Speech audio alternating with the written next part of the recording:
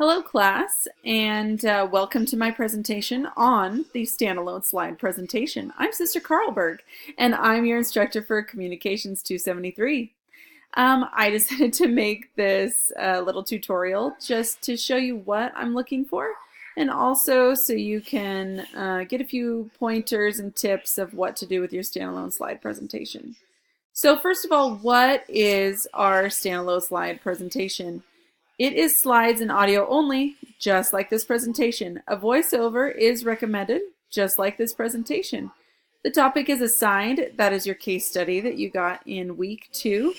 And it should be about 15 to 20 slides. To be able to make your point, you should be able to use that many slides. Where do you post it? Well, just like all your presentations in this class, you post it to YouTube. That's where it goes. How? So use PowerPoint or any other presentation software that you choose, but you need to have transitions on every slide.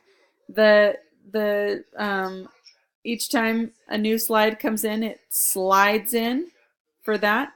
That is my transition that I have used for this presentation. And then meaningful movement.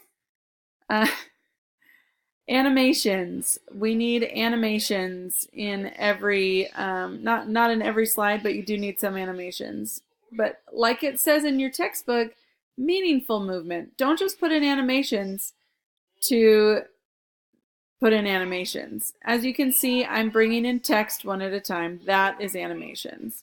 How? You can record it in PowerPoint, but you have to do each slide, and I like to talk while I'm moving the slides, and so that's why I'm using Screencast-O-Matic for this. But you can use whatever you can find. That's just how I prefer to do it. Screencast-O-Matic, it's good enough. Sometimes it's a little blurry anyway, but it's good enough. And then also use a quiet room, unlike mine, as my son is screaming over there. So why do we do this standalone slide presentation? First, of course, is to focus on developing slides. How to make slides, to use pictures effectively, use minimal text, and an effective use of time. Only 3 minutes, and I'm trying to stay under 3 minutes, but that's not going to happen, and a lot of you probably aren't going to stay under 3 minutes either.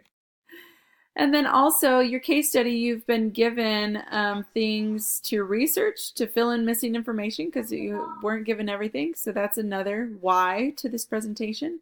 And then also just to help you focus more on your content than your delivery. I do not see your face in this presentation. I only hear your voice. You could read it for all I care.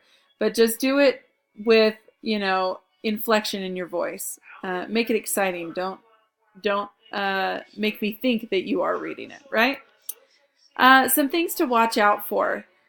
Make sure that you proofread your presentation. This is always. It doesn't catch everything. Spell check doesn't catch everything, so make sure that you proofread it.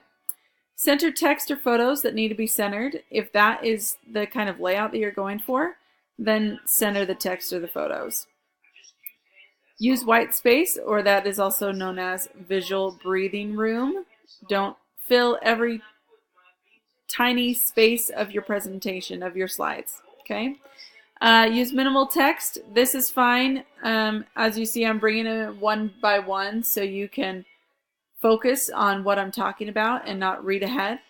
And then use pictures to tell your story. That is something that I have not done in this presentation, but look, bam!